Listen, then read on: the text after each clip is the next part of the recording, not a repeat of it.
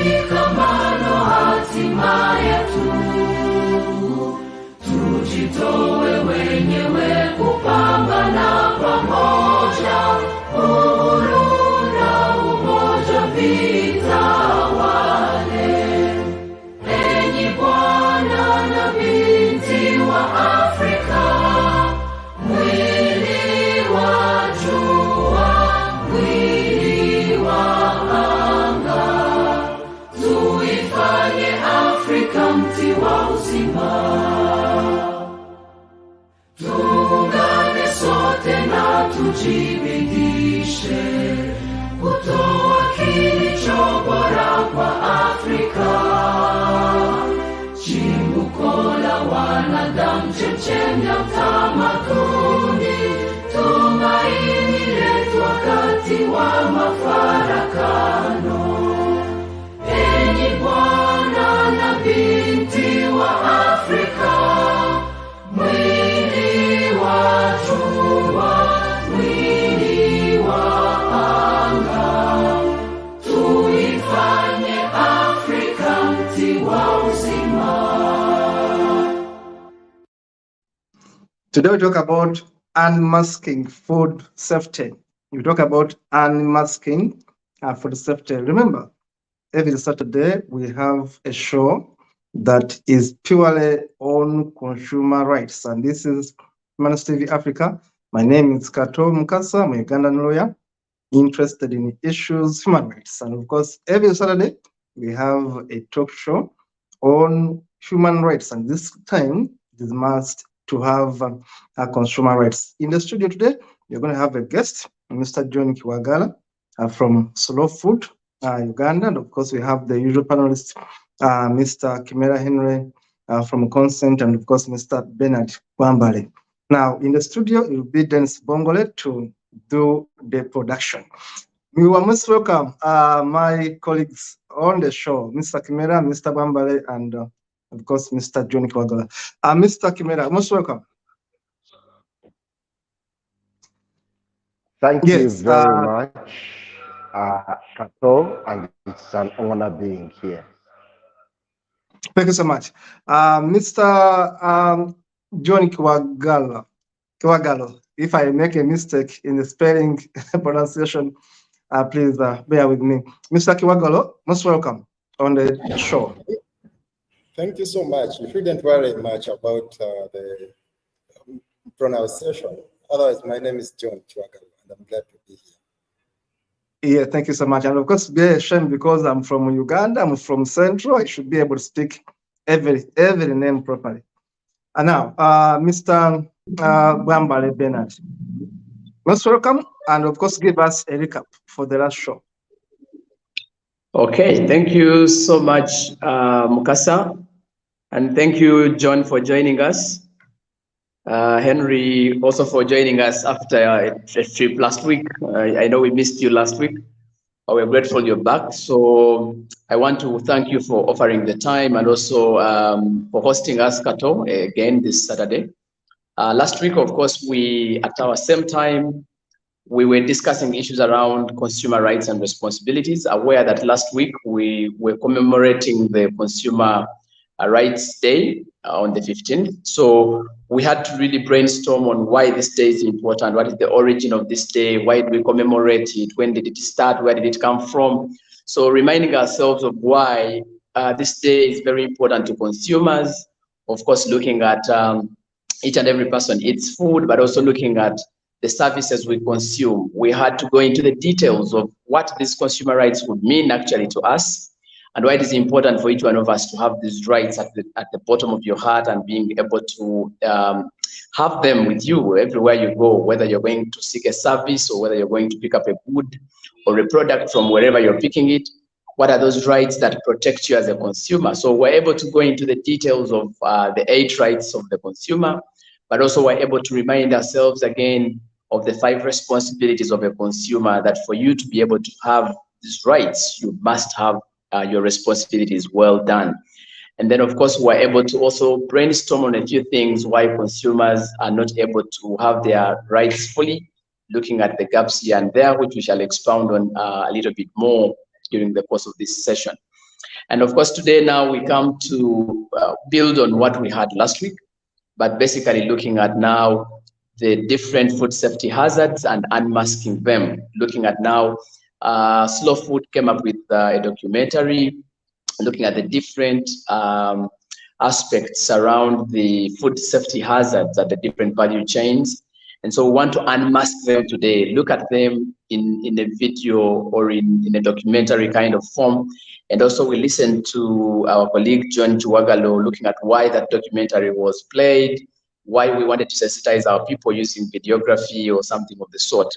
And then later we shall dive into what are the gaps that we are seeing in the food safety industry. What are those gaps we see at local level, at local government, at central government, at the different points. We shall be able to extensively look into that.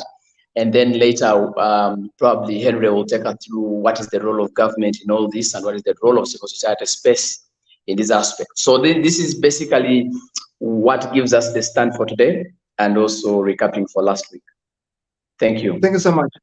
Thank you so much, Mr. Bernard Gwamba. I think that's the best one for us. Dennis, the producer, is going to give us that documentary done by Slow Food and, of course, Consent. We are going to have a look at it. We're going to have to watch it. Then Mr.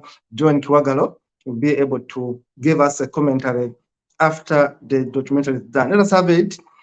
Dennis Bombola, please give us that documentary from Slow Food.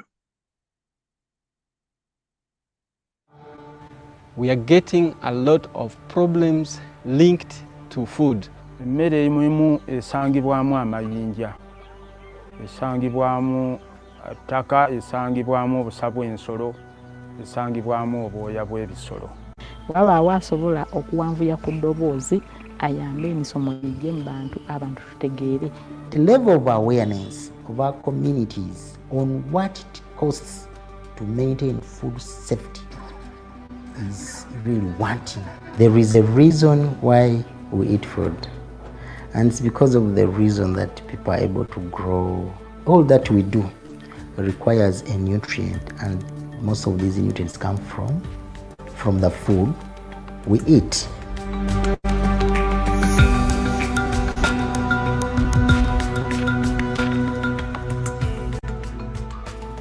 Agriculture is the major sector in Uganda and also the main socio-economic activity in the country. It employs the majority of the citizens and contributes 24% of the gross domestic product and is accountable for 35% of the export earnings. Despite agriculture being the backbone of Uganda and also contributing largest to the economy, it is still hindering the sustainable development due to food safety related issues that is leading to poor health of the citizens and their well-being. Farmers who once practiced harmful agricultural methods have undergone a remarkable transformation after being sensitized to proper farming practices. They now follow sustainable and ethical practices which ensure a plentiful harvest while also ensuring the protection of human health and the environment. Okusooka twali tunogera ku kadeeya nga tuwulula bwe tulinnyamu, naye oluvannyuma lw'okufuna omukisa ne tusomesebwa Slow Food twakyosa ne tutandika okunoga omwanyi nga tukuuma omutindo nga tunogera mu bbaafu oba akasero. Ekinnyanisa ebirime byange ku tundubaali byonna byenkungula mba nkuuma buyonjo bwa birime byange. Bw'aba kasooli nti bwe ntuuka okutwala kasooli wange ono ku katale abeere nga taliimu mayinja nga taliimu nfuufu, kinyambako okumentaininga obuyonjo nti ebiseera ebisinga kasooli ono bwe muteeka mu ttaka obukyafu bungi obujja, so ngenda okumaliriza ng'ate emmere gye ngenda okulya ate bwe ngiteeka mu ttaka kitegeeza ate bigenda okusembayo mba ngenda kulya mmere etali nnyonjo. We have to promote awareness right from production through harvesting, post-harvest handling to storage.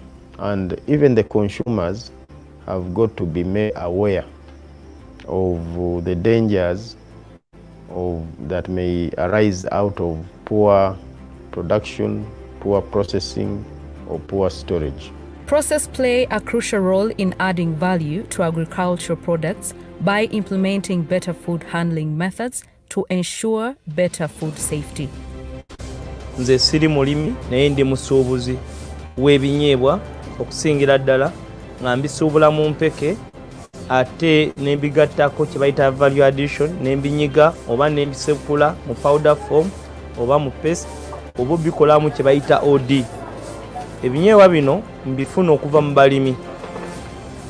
Biyinza osangibwa nga abalimi babyanise bubi, ttaka lingi, tufuna ebikozesebwa ng'obutimba n'amatundubaali ne tunyeenye ettaka lyonna ne tulaba nga liggwamu ne tufuba okulaba nti nno tujjamu buli kasasiro alimu. Bwe tumala okubironda nga biyonjo, we babize nga bikyalimu bibisibisi, twongera ne tubyanika ne tugenda obikolako nga bimalidde ddala okukala. Oba ekinyeebwa ekinyuma okulya oba okunyigamu enva kyetaaga nga kikalu ddala ate nga kiyonjo. Tufuba okulaba nga abantu mbawa ekintu ekirungi nange kyensobola okulya n'abeewange. Nkozesa kye twandiyise omulawo oba omuti omukalu bwe mba nkuba ebinyeebwa bino. Ekyuma kirina ekintu ekyetolola munda ekyo ekikuba ebinyeebwa. Kiba kyuma, nze sikiwagala. Nkirekayo ne kikola ng'omuti. Nti sikiwagala nti buli woowagala ekyuma ekyo kiba kisala nnyo yesu kirungi. Naye obuntu buli obuvaako nga bawagadde oluusi buyinza okugenda mu binyeebwa. Kati nze nkuuma ekyuma ekyange nga tekiwagalwa ne kisigala nga kigumu tekirina wasala ne kiba nga kikuba bukubi nga wonoosekula ekintu n'ekinu. Ne kiba nga kikuba bukubi nga kyuma buuma. Kati mu kutabulamu mu binyeebwa ebyo era nkozesa mulawo. Nti ekyuma kirina kiba kikubye omulawo ne guvaako akati, omuti tegulina bulabe eri muntu. Naye w'okozesa ebintu bya plastic ng'essowaani bwe kyatikiramu muli ne kibikubiramu kireeta obulabe eri abantu. We want to report that there is an improvement towards that area because we encourage farmers, producers and traders to always dry the produce in a clean environment. Market food fails to meet consumer standards due to poor quality control. Ebimu ku kisoomooza bye tusinkana nga tugenza okugula emmere okuba nga tetuukana na mutindo ogw'omuntu gw'alina okuliibwa. Ekyokugeza, emmere emu esangibwamu amayinja, esangibwamu ttaka, esangibwamu obusa bw'ensolo, esangibwamu obwoya bw'ebisolo. Emmere emu esangibwako eddagala ekkolerere ku maduuka okugeza ogenda okugula ennyaanya zisangibwako eddagala erirabika n'amaaso n'emu eritalabika. Farmers who are not aware of the potential hazards often spray pesticides without realizing the risks to their health and the environment. Nkozesa eddagala lwa nsonga zino wammanga. Ngula ensigo mu dduuka ne baŋŋamba nti nnina ozifuuyira zisobole ovaayo obulungi. Ensonga eddako nkozesa eddagala olw'akawuka akatulumba katugeze nga mu kasooli nsobola okafuuyira ne kafa. Ensonga eddako nkozesa eddagala nfune bye mba nsimbye bisobole okukula mangu mangu mbitunde nsobole otegekera sizoni eddako. There is a lot of use of chemicals. That is something that we have not made a lot of awareness, and most of our farmers are using those chemicals. I know they are controlling pests, but sometimes they're not guided on when should I apply which kind of chemical. Look at the vegetables that we encourage our population to eat, and in most cases we encourage them not to fully cook them, because when you fully cook them we know that we are killing a lot of the nutrients. But these are, things that have been picked from gardens that a day before or just hours that were sprayed. At production level, many farmers are using synthetic chemicals to produce crops, and these synthetic chemicals not only harm the environment but also are very dangerous to human health. For the well-being of all, food safety relies on farmers, suppliers, regulators, and consumers. We always make sure that our food is always stored in a clean, dry place. Then we go on and we give our learners vegetables from our gardens, and we make sure that our learners always take clean water from our purifiers. Then we make sure that these learners, they first wash their hands before eating food. Kati nze okukuuma omutindo ngezaako okulaba nga mpa bakasitoma bange emmere eri fresh, ngezaako okulaba nga ntuukirira abalimi abatafuuyira mmere,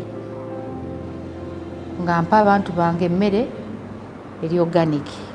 Obutafuuyira kinnyambye nnyo n'ab'omu nju yange nti tusobola okulya emmere ennungi etuyamba eri obulamu bwaffe obutafuna ndwadde. Nsaanidde okumanya emmere ennungi eri obulamu bwange ng'ate ennyonjo, kubanga emmere ennyonjo enziyiza okufuna endwadde ezireetebwa emmere enkyafu. Ate era n'abantu bange nziyiza obutalwalalwala, n'abajja awaka ne basikiriza okulyako nga nnyonjo. There is a reason why we eat food, and it's because of the reason that people are able to grow, people are able to, you see, all that we do requires a nutrient, and most of these nutrients come from the food we eat. So our population must be made aware of why we need to keep this food very safe, why we need to eat the food that our bodies require, because without it, once you compromise on the quality of food, it means that you're compromising the quality of your life. If we protect the health of the animals, if we protect the health of the plants, we are directly protecting the human health.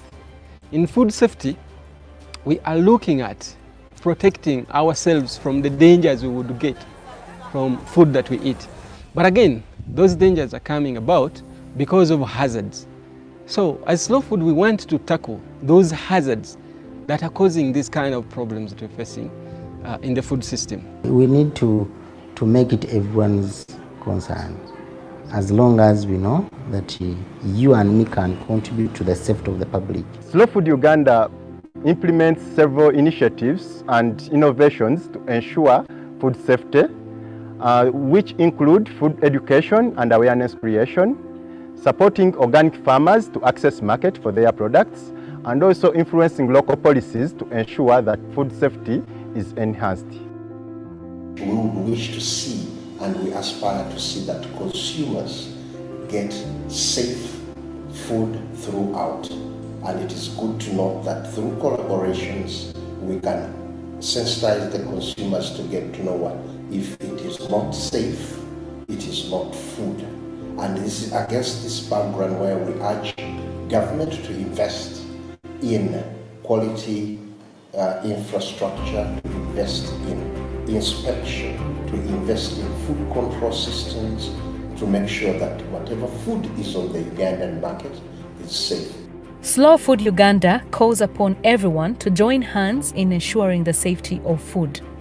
As food producers, you play a critical role in ensuring the safety of the food that reaches our tables, and you are emphasized to maintain the highest standards of food safety throughout your operations.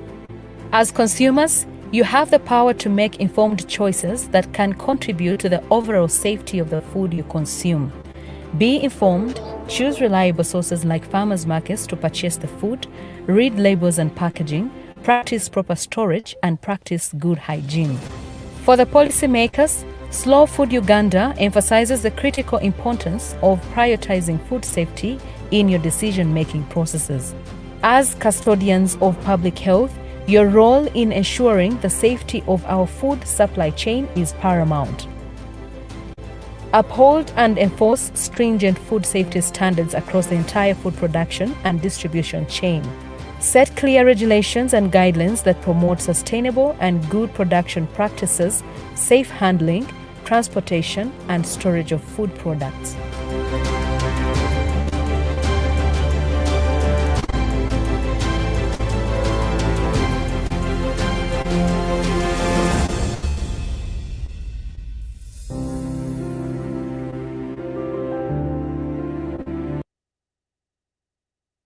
Wow, what a wonderful documentary. And I like that tagline. If it is not safe, it is not food. I think this is the best documentary I've watched this week. And of course, this month, one of the best. Honestly, it's a very good documentary. Thank you so much, Slow Food. You go back to the studio and we shall hear from Slow Food director to tell us more about this documentary.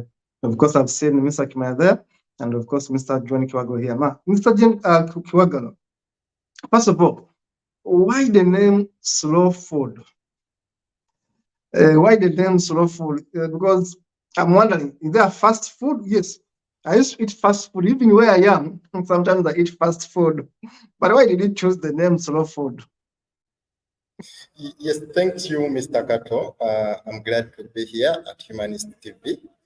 My name is John Chiwagalo. I'm the head of programs at Slow Food Uganda. Yeah, the question is very good, actually. It is being asked wherever we go, but why Slow Food? Why the name Slow Food? And sometimes others add on why the logo having a snail. Yes, it is Slow Food because it's actually, it literally means sustainability. It is basically the opposite of fast food. So we call it slow food because we are promoting that food which has to grow in its natural state. We promote that food which you should prepare in its natural way, that you don't need to be so fast for you to have that food ready on the plate. It has to be natural. If it's beans, there is a specific time you have to take while you're preparing beans. And if it's greenies, for example, amaranthus, there's also a specific time you have to take while you're preparing that amaranthus. It doesn't mean that if you prepare amaranthus for some minutes, it's the same way you have to do with beans. So if you feel like you have to prepare beans as fast as amaranthus, just know that your beans are not good and they are not slow. So that's why the name Slow Food comes up. And even when it comes to production, if you're growing food and you feel like you're growing, for example, banana, and you know that a banana to be mature, it takes 9 months. And for you want one for 3 months. There, it means that it will have an impact on either your health or the environment, or both. Because at the end, you have to use a lot of synthetic pesticides, chemicals, for you to bring up this item at the fastest speed, which means that at the end, you're harming the natural state of the environment. So this is why slow food, this is why the name Slow Food. And the logo itself is a symbol that you go slowly, but you leave a mark. You don't just go to, just to reach where you want to reach. However, I just want to give a small background about Slow Food. Slow Food Uganda actually is an organization which is registered in Uganda as a non-profit organization, and it is part of the Slow Food International Movement, which is in 160 countries. And Slow Food Uganda works. Slow Food works to achieve 3 strategic goals. One is to preserve biodiversity. The second one is to educate people about food in a holistic approach, and also to influence public and private sector to ensure that people access food that is good, clean, and fair. When I talk of good food, it's that food which you grow, it's that food which you eat and doesn't harm your health. It's that food which has the natural sensory values in it, and it's that food which you eat and you feel that you're eating it, and like that exact item. And clean food is that food which you grow and it doesn't harm the environment. That you grow and it's in its natural state. And also fair food is that food which is caring for both the producer and the consumer, that it should be that food which is accessible and affordable to everyone, but also taking care of the people who grow it and also taking care of the planet. So basically this is about food. Thank you so much. This very well explained. Now I understand why eating fast food is so bad and why slow food is the right name now. I think you have the best name. And I'm also understanding that this is a global movement of slow food. There are other countries where slow food is. In fact, we need to preach slow food. We need to preach slow food. The Baganda have a saying that echukula mangu, chifa mangu. Yes, my grandfather used to say that. Echukula mangu, chifa mangu. And the Baganda have another saying, bugusimuliro. When something is very fast, it doesn't ensure that it's going to actually cook the best meal. Yeah, it may be all bubbles. So slow but sure. Now I get the name. Now going back to yeah, it's a very good name. Honestly, if our farmers and generally people in Africa could appreciate the meaning behind that name, then let us be slow but sure. The way we plant our food, the way we harvest it, the way we make it ready for the market, the way we prepare it, if you are slow but doing the right thing, you shall have less cancer, you shall have less problems. If you had that philosophy in our lives, would have been better.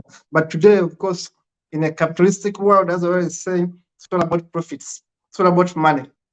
Let's go back to your documentary. It's a very good documentary. For those viewers who have been watching it, there was a commentary going there. It was, by the way, in small letters. I wish had been made a bit bigger, but there was a commentary. If you go back to watch it, whoever wants to watch this show, please go back and find a way to look at the interpretation down there, because some parts were in Uganda, yes, but there was an attempt to interpret everything in English. But in a sense, what I learned here is that Slow Food and Consent did this documentary to show us the dangers people do in terms of food safety, but also the good practices. Because I've been seeing one person explaining, someone who does a bit of grinding of groundnuts, was explaining some bit of it. Now, let me ask you a question here on this commentary, on the documentary I've made. What motivated you to make this documentary, and what impact so far has it registered? Yes, thank you, Omlongo Kato. To talk about this documentary, actually, Slow Food Uganda and Consent start together to see how can we unveil those practices which people are practicing in communities, not knowing which impact they bring about to the other colleagues or to the people in the communities they live in. So through this, we came up with this documentary. This documentary brings both the positive and the negative practices.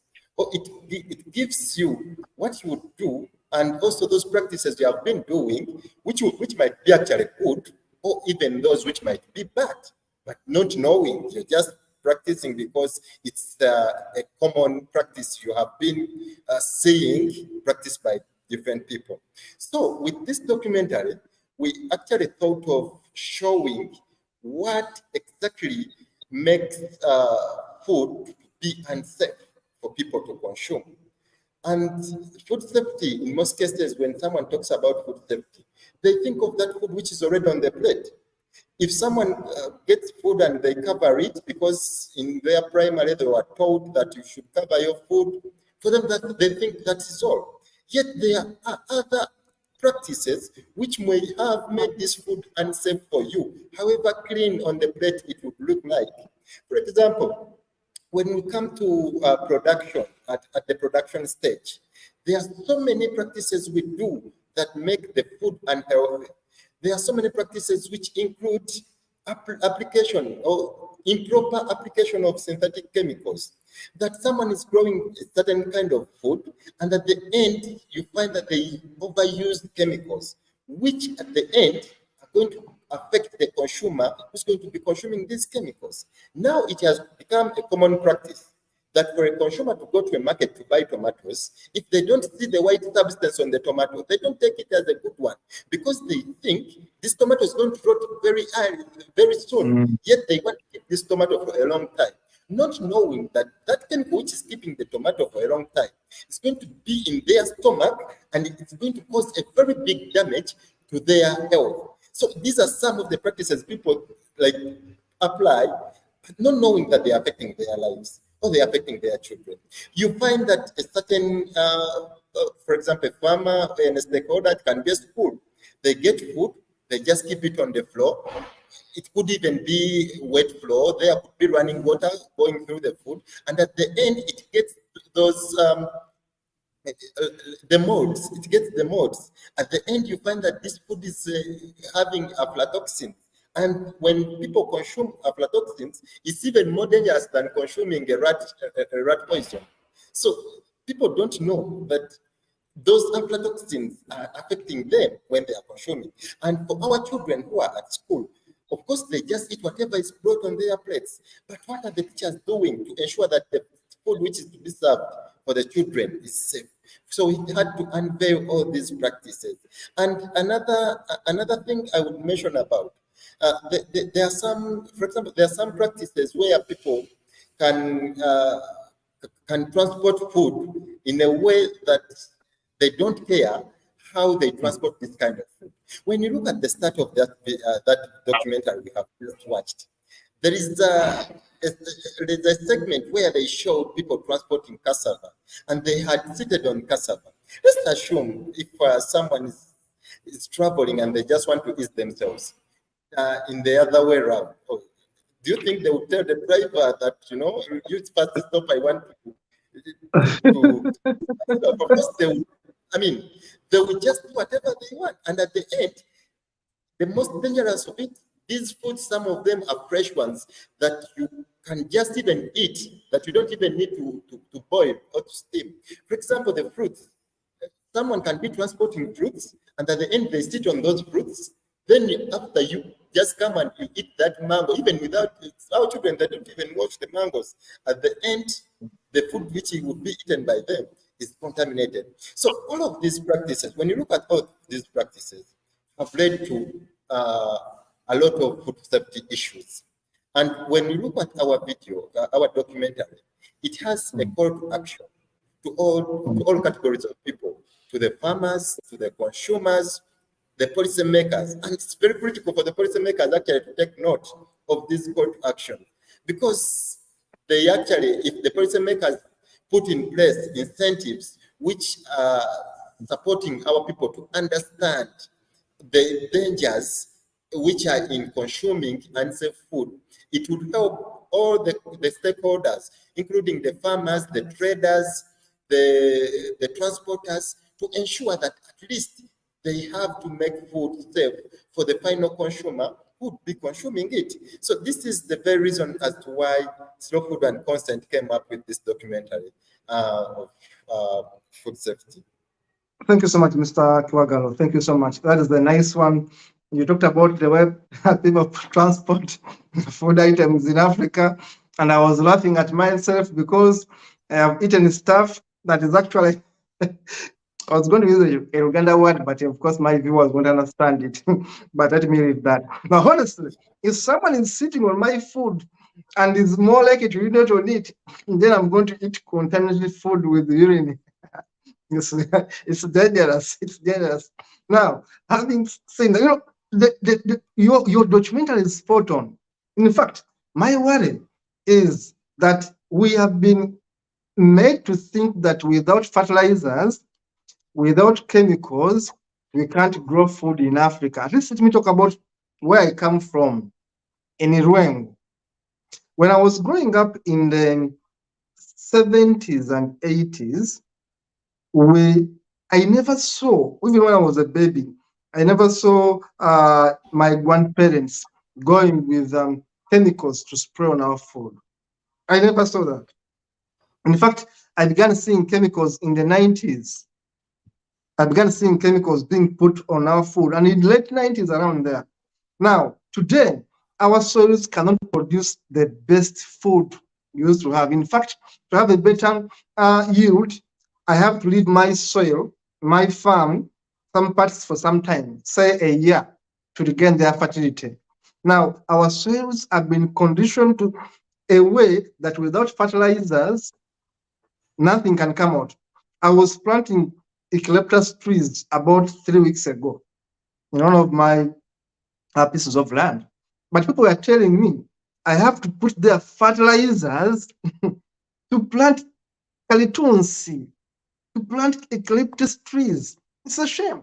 It's a shame, I'm telling you. So, having said that, you people, you need to teach us so many things to save our environment. Let me go to Bernard, then I'll go to Mr. Kimera. Bernard, your role here is to tell us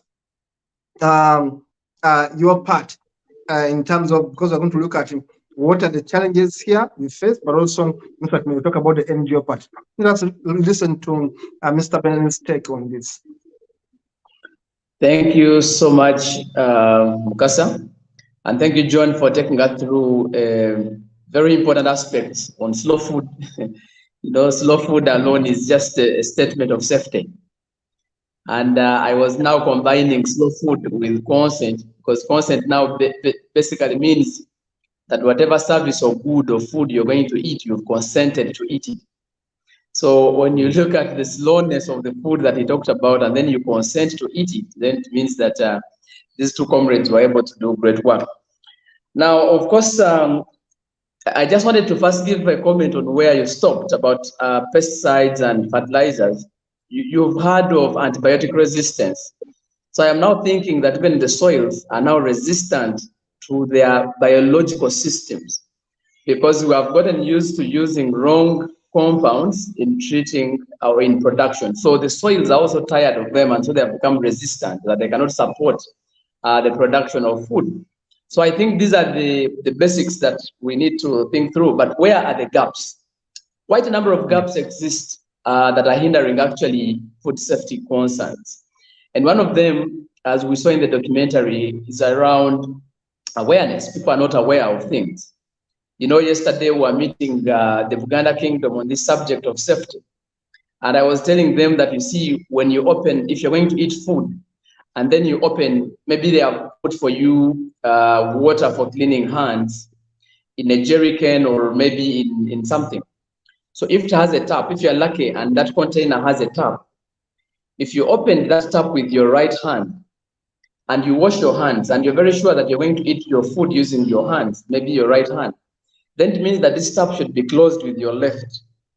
Because now, if you use the right already, you may have a contamination of the hand that you're going to use even after washing it. And Anelda was saying, no, I had never thought about it. So there's an issue with awareness. How do we reach out to the people to create awareness about this subject? So every time we go out there, we realize that people don't know these things.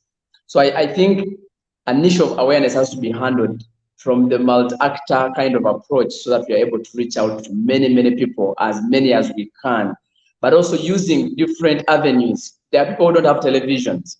So we must look at what they have that we can reach out to them.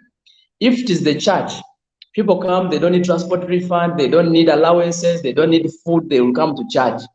Then we would rather move away from preaching the gospel of love one another, and we go into the gospel of food safety, so that people understand loving one another from that perspective. So how do we bring now all other stakeholders who have the platform and they don't have information? And how do we bring on board those who have information but they don't have the platform, so that we use all these platforms around to sensitize our masses? I think we can be able to solve that challenge. The other issue that we have is about capacity building. I am telling you that there is a lot of gaps in capacity of our leaders who are supposed to do the things. We have extension workers in the communities down there. But even the agriculture extension workers, their brains have been triggered that you must have, for example, a chemical for you to produce food.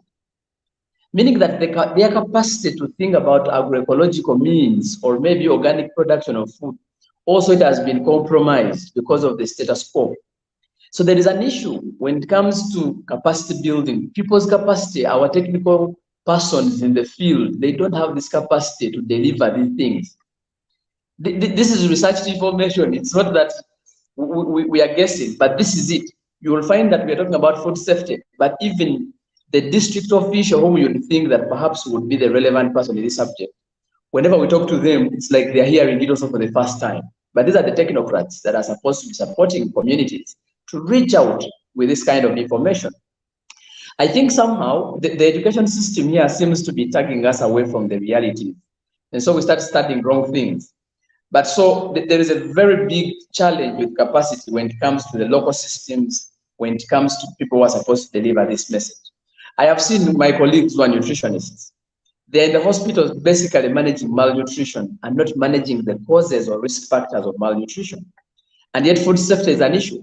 Someone has access to over 300 people on a daily basis in the hospital who are coming to seek medical support because they are sick of foodborne infections, but we're not giving them the information on foodborne illnesses. We're not giving them information on food safety. And yet the cause or the risk factor to their disease is actually food. So there is a gap there when it comes to capacity. People don't have the capacity to sensitize masses actually, or to reach out to the masses with this subject. The other issue is around research. A lot of research has been published, but then you realize that the recommendations in those researches have no solutions. Because in my view, research should come with an innovation that is bringing a solution or an innovation or an alternative to a particular thing that we are fighting.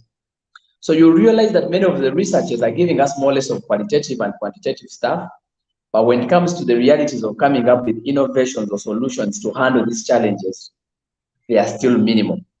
We've been talking about aflatoxins for so many years. Until some time back, research came up with something called AflaSafe. AflaSafe was something that was a biosolution to eliminate actually aflatoxins, so to prevent aflatoxins. But I want to tell you that 10 years ago, we've been talking about AflaSafe, and the farmers have no access to AflaSafe up to now. So how important would that research be? We've done it, we have come up with a product, we've tested it, and it's working. But the farmers are not able to access it because of these funny things of copywriting and, you know, it is someone's product and it is not on. So why did we invent it in the first place? These are 10 years. We're talking about 10 years.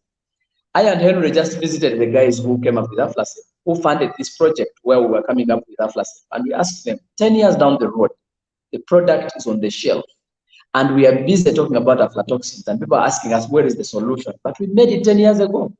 So how relevant is research to addressing these challenges is my concern. There is a gap there. How do we use research productively? I will stop you there for now. Yes. Thank you so much. I'm going to stop you there for now and bring in Mr. Kimera to give us the role of CSOs. We know Constant is a CSO, Slow Food is a CSO. Yes. What are you guys doing to fix these challenges? Mr. Kimera, over to you now. He seems to be having a network glitch. I can see his computer there. Yes, Mr. Kimera, now let's go back to Mr. Kimera. Can you hear me? Mr. Kimera, can you hear me? I see him moving up and down for network. Yes, that's our network issues in Uganda. Let us go to Mr. John. Mr. John, what are we doing? Of course, we have seen your documentary, but what etc. are we doing to sensitize other people? Because in your documentary, a lady was talking about why she is using chemicals, and she was giving very plausible reasons why. And yes, I'm asking you, what are we doing as CSOs to solve some of these challenges? What is Slow Food doing about it?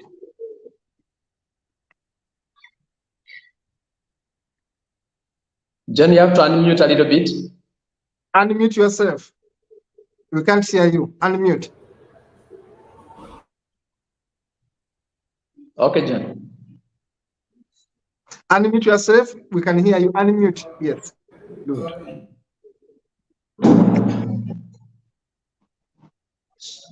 John, you have to unmute. Unmute. There's a button there. Unmute it. Yes. Okay. You're now good. John, you can speak to us. Please go ahead. Yeah, sure.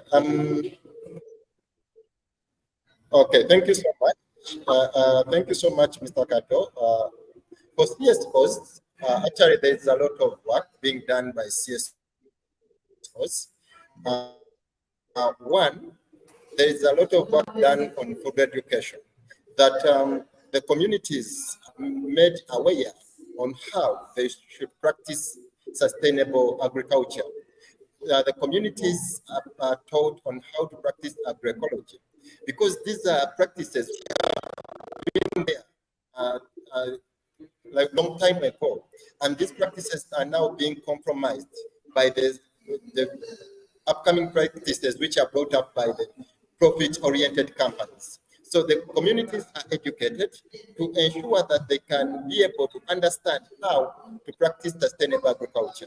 Secondly, the CSOs are working to advocate for better policies that can support production for our leaders to put incentives and stringent measures that ensure that our food, which is being produced, does not harm the environment, but also the people. And lastly, the CSOs are working in collaboration. That, of course, there's no any single CSO, which can come up and solve all these issues we face in the community. So there is a lot of work being done to ensure that the partners collaborate so that the people are supported in a way that no one is left behind. With those few, there are so many other incentives, but of course, because we have a limited time, we shall also be sharing. Thank you so much, sir. We shall get you back. We shall get you back, Mr. John Kiwagalo, to give us more about this. Now, Mr. Kimera Henry, you are the consultant here for many years, working with consent. We would like to hear from you on CSOs. And I have to say, I'm happy. I've read through a document you shared from the government of Buganda. The government of Buganda, where I know that much food is got from, used to be from Central, used to be. Today, statistics have skewed a bit. These guys in Kasese are giving us food, guys in Mbara are giving us food. We used to be the food basket of Uganda. I don't know whether we are still. Now, since we have got this arrangement with the government of Uganda, may you please tell us what's happening and how are you going to benefit from this agreement, this kind of deal, let me call it like that. You are going to explain to us, the government of Uganda, is it working with consent, and what are we going to gain from this kind of thing?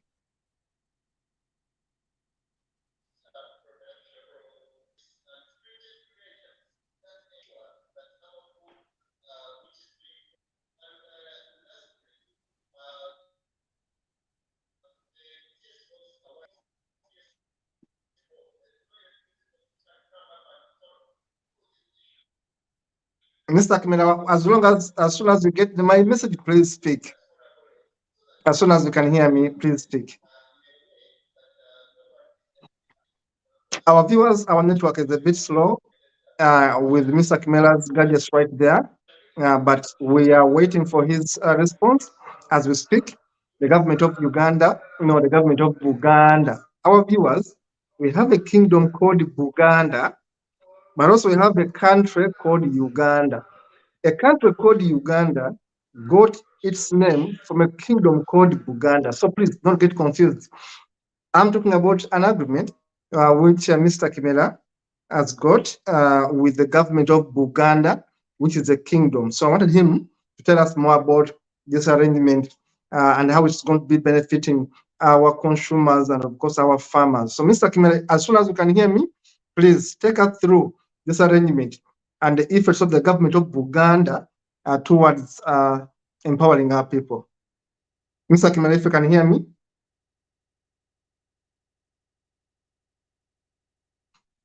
There we have challenges with Mr. Kimera's internet. Please, we are going to excuse us. We are going to go back to Bernard. Bernard, you should be aware of this arrangement.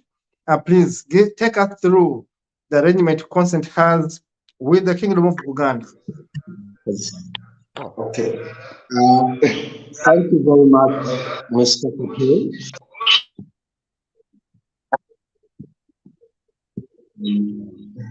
So I thank you for the opportunity that their technology is a challenge, and yes, what I have done, I've borrowed a gadget so that I can talk to you. But It's okay. Thank you so much.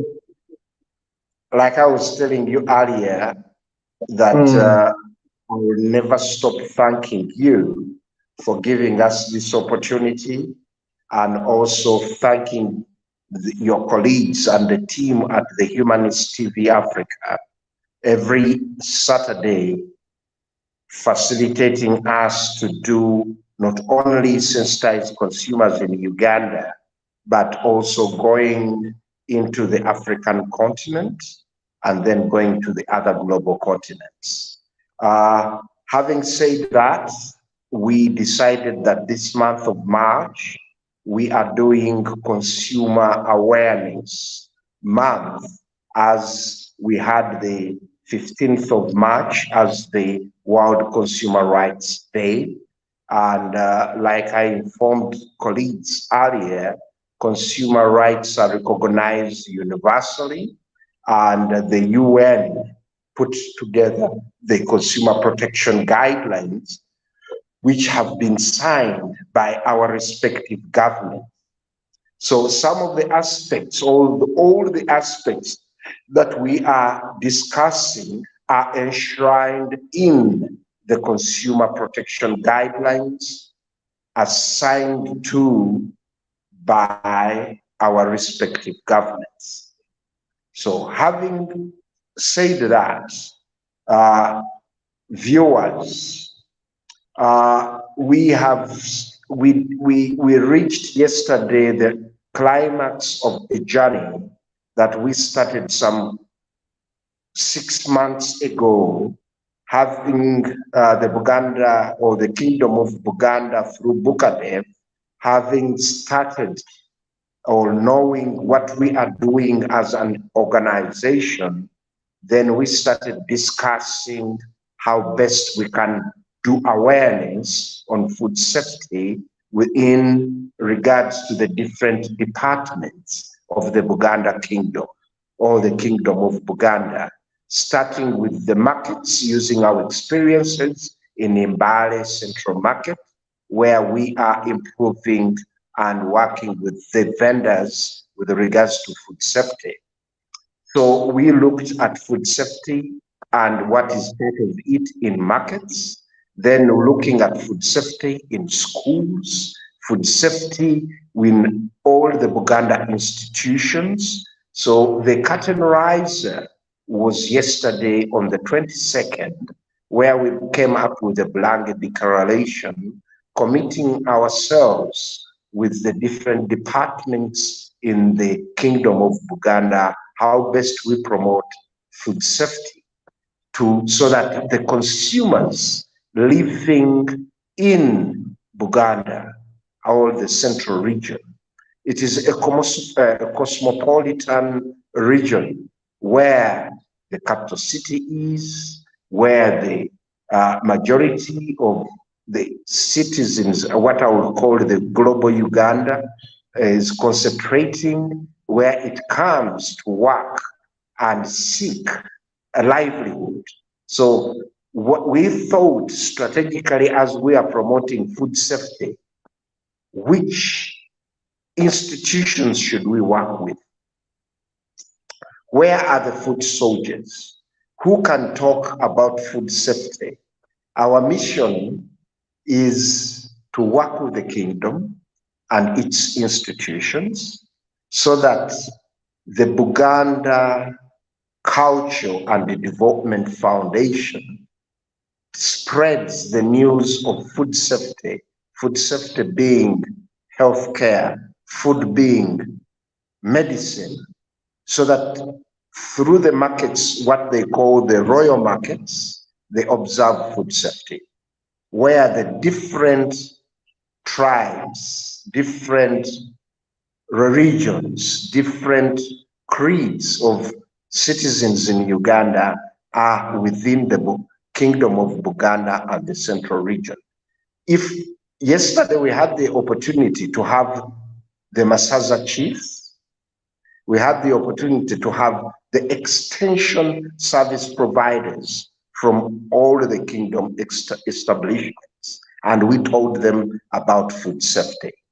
So through this declaration, we are going to do how to use the integrated pesticide management and disease control, good agriculture practices, to do with understanding the food systems, understanding aspects to do with regards to consumer protection agenda. How do we talk about food safety? How do we nurture the quality culture? And we only didn't look at us as elders. As Kato, you recall, I've always told you that we would like to nurture the young consumers who form the majority of the global population to understand, because the young people are the majority. When they demand, the market responds. So we would love them to demand sustainable, safe food. Once they demand sustainable, safe food, then the producers, people in the food business operators will respond to the young consumers' demands. You'll appreciate that Chikomando fast foods are thriving because they are demanded by the majority. So this is how we are trying our level best to look at different sectors, work with different players. And that's why we are saying partnerships can deliver. So as Slow Food was unmasking the hazards of that are impeding food safety, we told them on Friday, on Thursday, on Thursday, that on Saturday, we are going to have Slow Food with us on the Humanist Africa TV, so that you continuously do not only unmask to Uganda, so you unmask to the global world. So having unmasked to the global world, is the next, yesterday, I was still with Slow Food. We went to BBS, continued to unmask the vagaries of food safety that are impeding food safety. And then we went back to the Buganda Kingdom, or the Kingdom of Buganda, to talk to all the Masaza chiefs and talk also to the extension service providers. Kato, I'll tell you one of the best recommendations that came out. That Burunji 1C is about infrastructure, making roads, improving wells. But the Masaza chiefs said food safety is going to be their top agenda at the Burunji 1C. That all the energy used when they are doing this noble cause can't be realized if the participants of Burunji 1C community work are sick because they consumed wrong food. Then it came to the schools. All the heads of the schools that attended said food safety is going to be their agenda because they cannot teach sick children.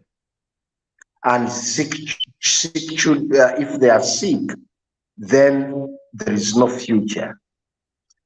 And then they also mentioned that we cannot have a healthy, progressive, productive nation with sick citizens. So the Buganda Kingdom, which we are calling the Blange Declaration, we are sharing it with all our partners and laying the ground that partnerships can deliver, so that we go to all the counties, to go to schools, go to farmers, like Slow Food is in the Saza of Bugerere, and the aspects in Kayunga, and the aspects in Mokono, Buyikwe. Slow Food is very active there, promoting sustainable agri-food systems, promoting agroecology. We want to build on those successes. We are not reinventing anything. We are only building on partners' successes. So we are bringing in a new variable. And the declaration clauses, one of the declaration clauses is we are going to work together to make sure that in the Kingdom of Uganda, the highly hazardous agrochemicals are put off the market. And we promote integrated pesticide management, in that we also do research in regards to the alternative to the chemicals that do impede food safety, because food safety does not only look at the plate. Food safety starts with the inputs, the health of the soil, the quality of water, the practices as you grow food, post-harvest, looking at food processing infrastructure. Is it of good quality? You can produce a product healthily, of good quality, that is safe. But the way you handle it from the garden, from the farm gate, if it is good agroecologically produced, and then you dry it on the ground, you process it in non-food grade infrastructure, then the aspects of its sustainability and of good agricultural practices die away.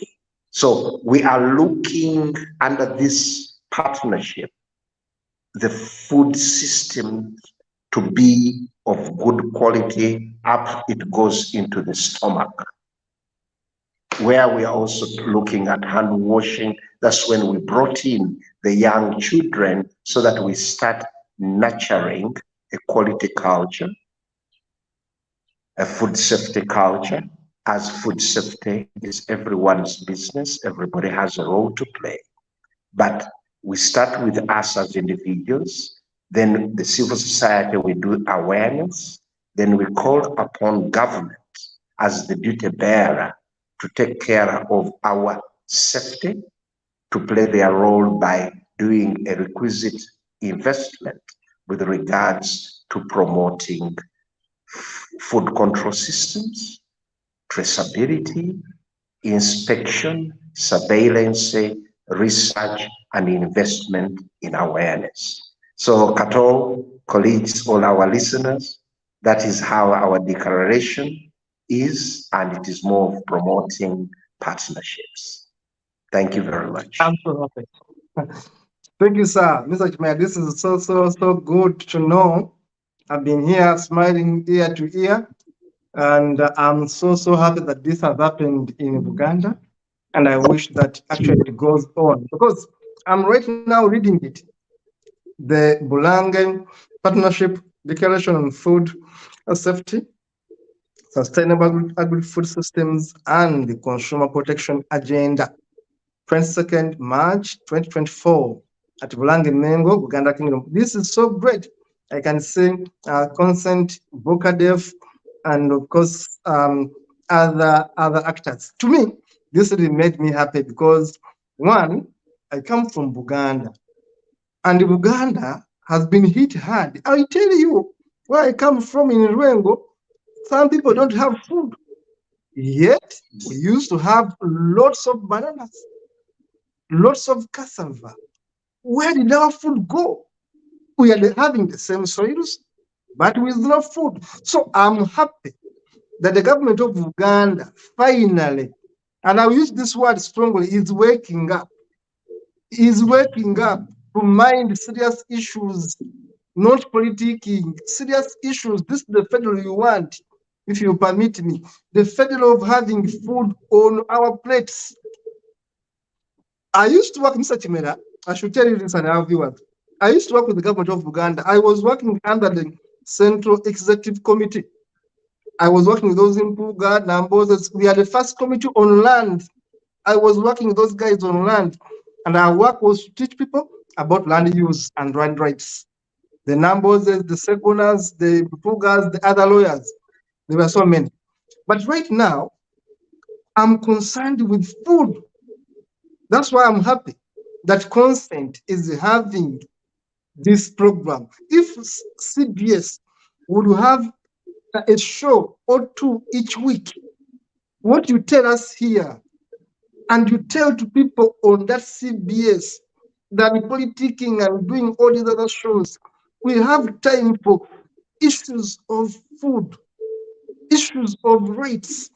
I do think that our people in Uganda, because CBS is heard across the country, this is my plea, that we take this one very, very seriously. And I want to thank you so much, Consent, Mr. Bernard Gwambale there, Mr. Kimera, of course, John of Slow Food. Please, this is very good. Please continue. Continue, and I want to thank so much the government of Uganda for thinking about this. And please, if it means putting in money, because the government of Uganda has money, Bukadev has money, why not sponsor Consent? Yes, why not sponsor Consent to go to the villages and teach farmers better values, teach farmers how to be richer? Because someone who has money in the pockets will be able to make a better decision. In Uganda, people are given 5,000 to vote.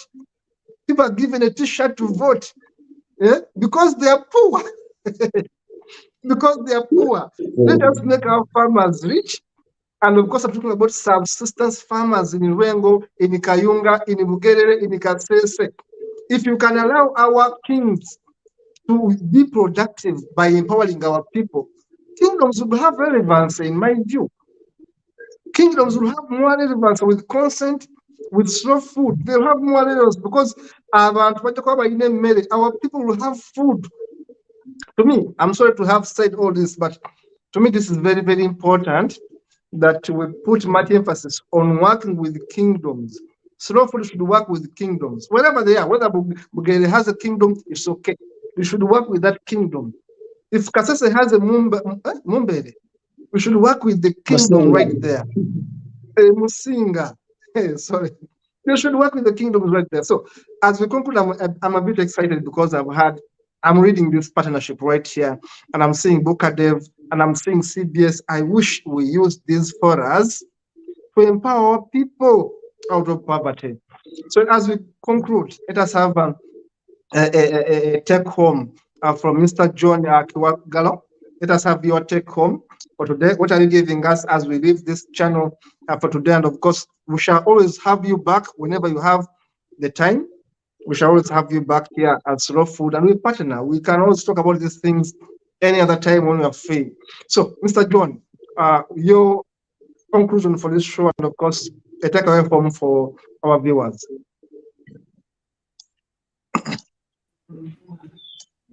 Yes, thank you so much, Kato, for giving us this opportunity. As Slow Food Uganda, it's actually a pleasure to share such initiatives to our people, but also to share what we know about sustainable food systems. So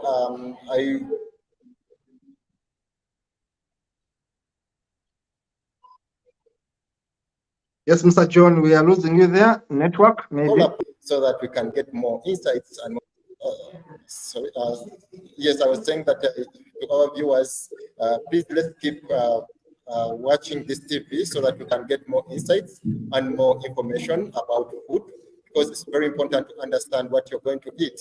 So I thank you everyone for watching, and let's keep in touch, and I thank you for being part of this show. Thank you, sir. We shall always have you back whenever there's an opportunity to have you back. Mr. Gwambale, give us your parting shot, then Mr. Kimera will conclude. Thank you so much, colleagues, once again for this show. And Kato, thank you so much for hosting us as usual. And of course, John, for joining us for the first time. Please don't disappear. When we call you, please always come. I think for me, as we leave, I request that we strengthen partnerships because none of us can do it alone. The moment we are many and the moment we have a bigger voice, I think our people can be reached out to. So I call upon each one of us, whether you're in academia, media, whatever, we need to put our hands together, our heads together, our thoughts together, and run out there and reach out to our people wherever they are. This is a very big sacrifice, but we must make it to save the population that we are serving. And to the consumers, it takes responsibility. It's really the responsibility of the consumers to make sure that we are careful with everything we take, because it's very useless for you to buy food at 5,000 and then you go and spend 1 million or 2 million in the hospital treating. So I think let us be responsible consumers. Let us be aware of our rights and responsibilities. Let us make sure that we learn to learn, but also we learn to unlearn certain things, and we must learn to relearn new things that are helpful to us. So let us catch up again next week on Sunday, or rather on Saturday, and I think together we can. Thank you. Yeah. Mr. Kimera.